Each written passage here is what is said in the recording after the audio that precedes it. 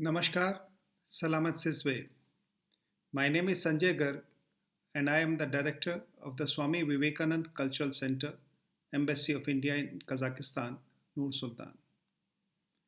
The year 2020 marks the 175th birth anniversary of the famous Kazakh poet and philosopher Abay Kunanbayev. This celebration continued world over, and the Indian Council for Cultural Relations brought out a Hindi translation of Abay's famous work Kara Sozdar as Shabd Manjusha in Hindi.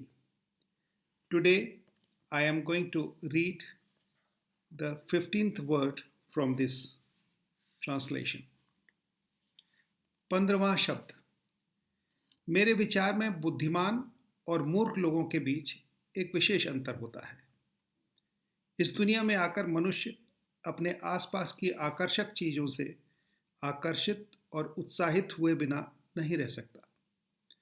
प्रश्नों और उत्साहयुक्त रुचियों के वे दिन मनुष्यों की याद में जीवन के सबसे उज्जवल समय के रूप में बने रहते हैं.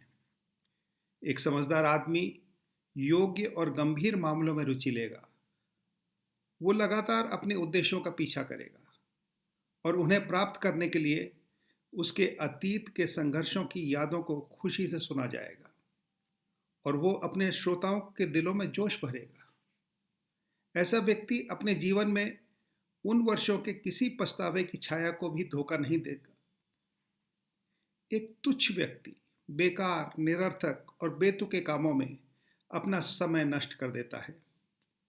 जब वह होश में आता है तो उसे पता चलता है कि उसके सबसे अच्छे साल तेजी से व्यर्थ हो गए हैं और उसके अफसोस का कोई फायदा नहीं है. अपने जवानी के दिनों में वह ऐसा व्यवहार करता है जैसे कि वह सदा युवा रहेगा. इस बात पर भी कभी संदेह नहीं करता कि उसके लिए अधिक मनोरम प्रसन्नता हो सकती है, लेकिन वह जल्द ही अपनी पहले की ताकत और चपलता खो देता है. सबके लिए व्यर्थ हो जाता है. भावुक आत्माओं के मार्ग में एक और प्रलोभन आता है. प्राप्त की गई या की जा सकने वाली सफलता उनकी समझ मदमत कर देती है और उन्हें अस्थिर कर देती है. सफलता की चमक उनके तर्क को धुंधला कर देती है और उनकी भूलों का कारण बनती है. इस तरह एक आदमी अपनी इच्छा के खिलाफ भी ध्यान आकर्षित करता है. वह चर्चा की वस्तु और उपहास का पात्र बन जाता है. समझदार लोग ऐसे महत्वपूर्ण क्षणों को अपनी बुद्धि कायम रखते हैं. वे अपने होश नहीं खोएंगे, बल्कि संयम दिखाएंगे और सभी के सामने अपनी भावनाओं को उजागर नहीं करेंगे.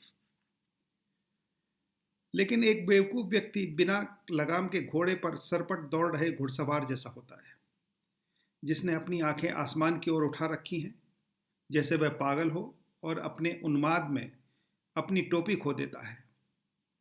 वह चला जाता है और यह नहीं देखता कि उसके लबादे का किनारा घोड़े के पिछले भाग को ढक रहा है. यह मैंने देखा है. यदि आप बुद्धिमानों में गिने जाने की इच्छा रखते हैं तो दिन में एक बार, सप्ताह में एक बार या कम से कम महीने में एक बार अपने से पूछें, मैं कैसे रहता हूँ? क्या मैंने अपनी शिक्षा, अपने सांसारिक जीवन या अपने उसके बाद के जीवन को बेहतर बनाने के लिए कुछ किया है?